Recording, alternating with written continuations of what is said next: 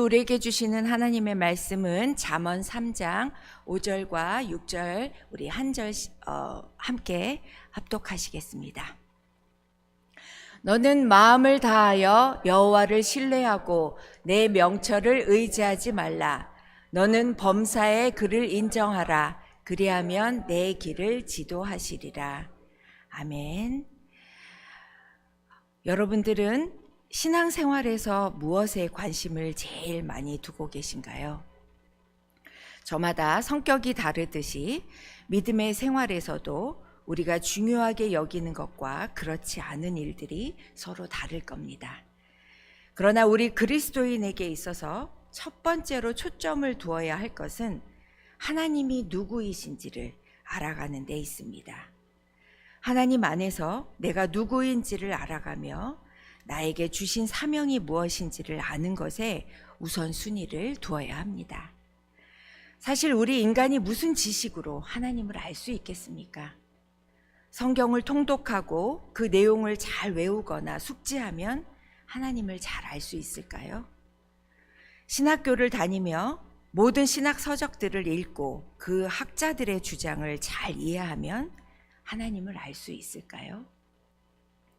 히브리어의 안다라는 말은 본래 체험한다라는 말과 같은 말의 어원에서 옵니다. 하나님을 아는 것은 지식적 습득이나 날카로운 분석으로 알아지는 것이 아니라 만남의 경험, 즉 관계 맺음의 체험으로 알아가는 것이죠. 하나님을 아는 것은 오직 하나님의 사랑을 체험함으로써만 아는 것이고 하나님의 은혜를 체험함으로써 하나님을 아는 것이라고 볼 수 있겠습니다. 하나님의 말씀을 듣고 행할 때, 순종할 때 이 하나님의 사랑과 하나님의 은혜를 체험한다고 볼 수 있는 것이죠. 그렇습니다.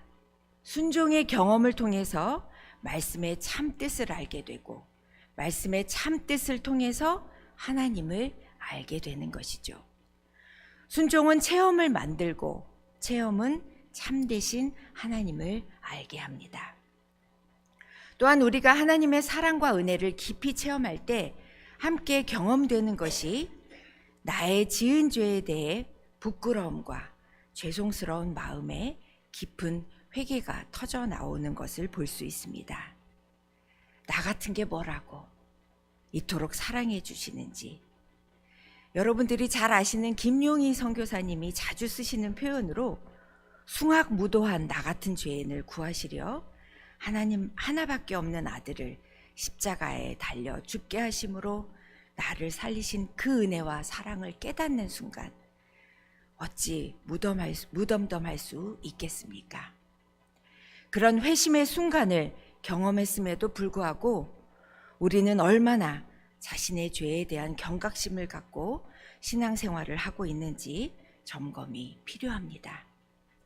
우리는 코로나 시대를 겪어내면서 바이러스에 대해서 어떻게 대처해야 되는지에 대해 몸에 익히 알고 살고 있습니다.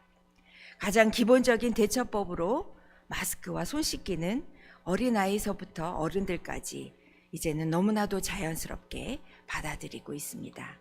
아마 여러분들도 세지 않아도 손 씻는 일을 너무나도 자주 하고 있음을 우리는 알 수 있습니다. 이렇게 눈에 보이지 않는 바이러스에 우리는 아주 민감한데 모든 촉각을 세우고 그렇게 살아가는데 이런 우리의 모습을 보면서 범사에 하나님을 인정하는 그리스도인의 삶은 눈에 보이지 않는 하나님에 대해서 얼마나 민감하게 반응하며 살고 있는지, 또 죄 짓는 일에 속지 않으려 얼마나 경각심을 갖고 사는지 되돌아보게 되었습니다.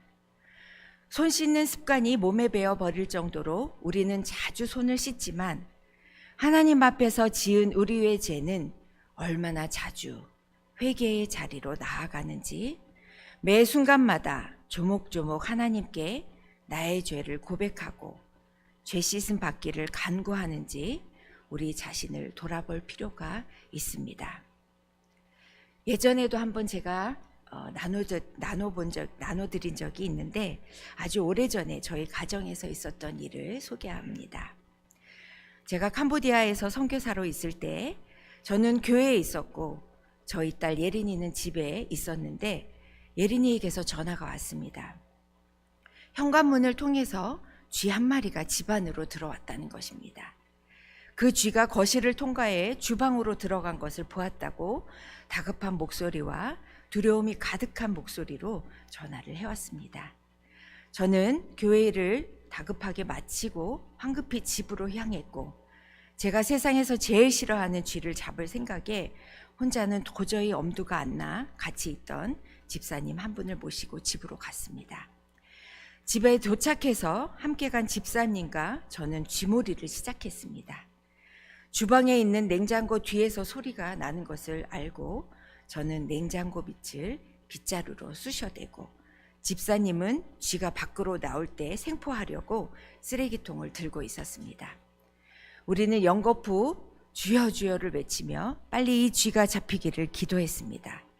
그리고 아주 전심전력을 다해서 쥐몰이를 했습니다. 작은 생쥐의 모습이 보였고 생쥐는 저의 발등을 타고 넘어 집사님 쪽으로 달려갔습니다. 우리는 비명인지 기도인지를 모를 소리를 질러대면서 쥐를 몰아서 드디어 쥐를 생포하는 데 성공하였습니다. 쓰레기통에 갇힌 쥐를 조심스럽게 끌고 나와 밖으로 내모는 데 성공하였고 차마 죽일 수는 없었지만 그 쥐를 밖으로 내쫓는 데 성공한 우리는 흘린 땀을 흘리며 그새 쉬어버린 목소리로 하나님께 감사 기도를 드릴 수 있었습니다. 그리고 쥐가 집안에 다시 들어오지 못하도록 현관문을 꼭꼭 문틈을 막고 또 쥐가 들어왔던 모든 그 집안을 구석구석 깨끗이 닦고 또 닦았습니다. 쥐를 좋아하는 분은 여기에 아무도 없을 겁니다. 그런데 저는 그렇게 싫은 쥐처럼 죄를 싫어한 적이 있었나 라는 생각을 하게 되었습니다. 죄 때문에 하나님과 거리가 멀어진 적도 많았고 죄 때문에 좌절한 적도 많았는데 저는 그 죄가 저에게 들어오도록 허락했던 적이 더 많았습니다. 죄는 결코 혼자서는 저를 묶을 권리는 없었습니다. 왜냐하면 우리는 십자가 사건으로 인해 죄로부터 자유를 얻었기 때문입니다. 그러나 우리가 죄에 대해서 그 권위를 허락한다면 그 죄는 우리의 삶을 강력하게 이끌어갈 수 있기에 우리는 죄몰이에 전력을 다해야 할 것입니다. 쥐를 싫어하듯이 죄를 싫어야 할 텐데 집안에 들어온 쥐를 몰아내듯 내 안에 짓는 죄를 몰아내야 할 텐데 쥐가 지나갔던 자리를 깨끗이 닦듯 내 마음도 하나님의 말씀과 기도로 매일 닦아야 할 텐데 더 이상 문틈으로 쥐가 들어오지 못하도록 내 마음도 죄로부터 차단시켜야 할 텐데 그런데 저는 죄를 그렇게 미워하지 않았더라고요. 너무나도 자연스럽게 죄짓기를 허용한 적이 얼마나 많았는지 모릅니다. 하나님께서는 우리가 죄를 짓는 것을 원하지 않으십니다. 그리고 죄를 짓지 않는 것을 뛰어넘어 그 죄를 미워하길 원하십니다. 나의 온 마음을 다해서 그 죄와 싸워서 이겨내길 제 옆에서 응원하고 계심을 제가 느낍니다. 그런 하나님께서 큰 위험을 당하였을 때나 또 예배 때에만 인정할 존재가 아니라 언제 어디서나 인정하고 매 순간 우리의 삶에서 경외해야 할 절대적인 한 분이심을 고백하는 저와 여러분 모두가 되시기를 소원합니다. 우리는 하나님을 아는 만큼 그분을 인정하게 됩니다. 인정한다는 말은 충분히 인지하는 것을 가리키는데 이는 하나님께서 세상의 섭리를 주관하시는 분으로 믿고 고백하는 것을 의미합니다. 그럴 때 하나님께서는 우리의 길을 지도해 주신다고 말씀하고 계십니다. 단순히 길을 안내하는 것뿐만 아니라 하나님께서 우리의 인생의 여정에 장애물을 넘을 수 있도록 힘과 능력을 주시는 것을 믿으시기 바랍니다.